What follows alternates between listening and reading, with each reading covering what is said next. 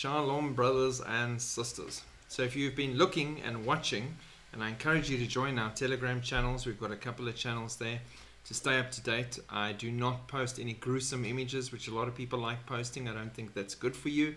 But the news, as it happens, gets posted there. We've got people that are constantly fingers on the pulse, checking what's happening and updating people. So it's good to know.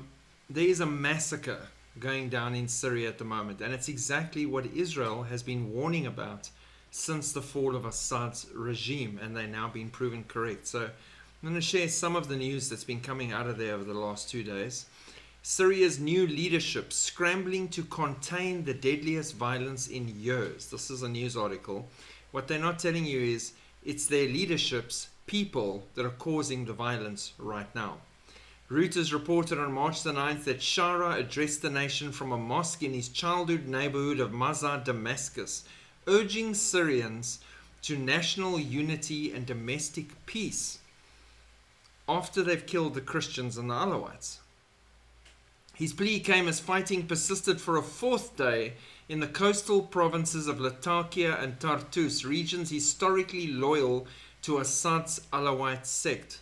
"We can live together," Shara insisted in the circulated video, attempting to quell tensions that have flared.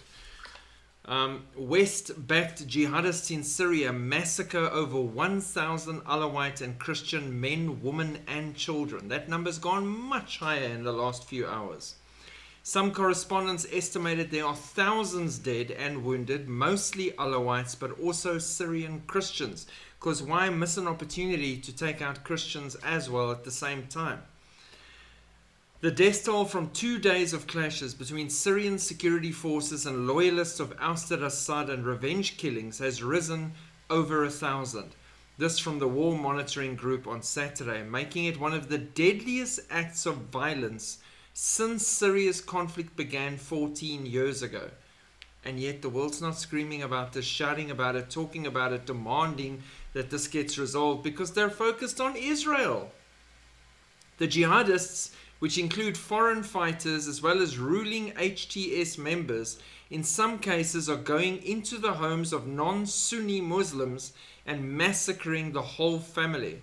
They have not been shy about uploading their killing on the internet as well as live streams. Men, women, children and babies brutally murdered. Just like Hamas that live streamed and uploaded and took video footage of what they did on October 7, these are the same kind of people that are now doing this massacre in Syria.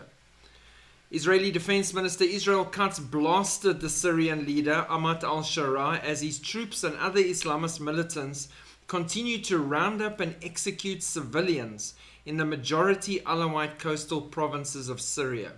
According to the UK-based Syrian Observatory for Human Rights, at least 800 people up to that point, and more than 500 Alawite civilians were killed in the clashes. SOR reported that 532 Alawite civilians were killed in the Syrian coastal areas and the Latakia mountains at the hands of security forces and allied groups. There are piles of bodies literally lying in the streets. Not fake news story like with COVID and massive bodies lying in the streets. This legit, there are bodies in the streets. Christians being hunted and killed by radical Islamic extremists in Syria right now.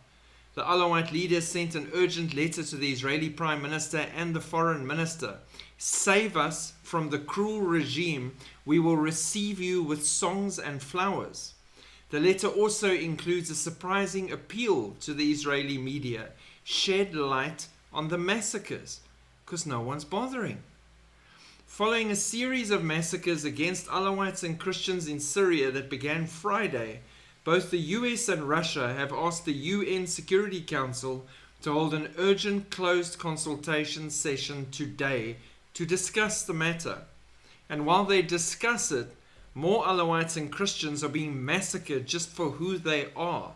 And the world still focused on Israel, still focused on Gaza. But this massive slaughter taking place on the border of Israel, which Israel warned about, and crickets. Silence. So please pray for our persecuted brethren and these people that have been hunted down by these sick and twisted Islamic militants at this very moment.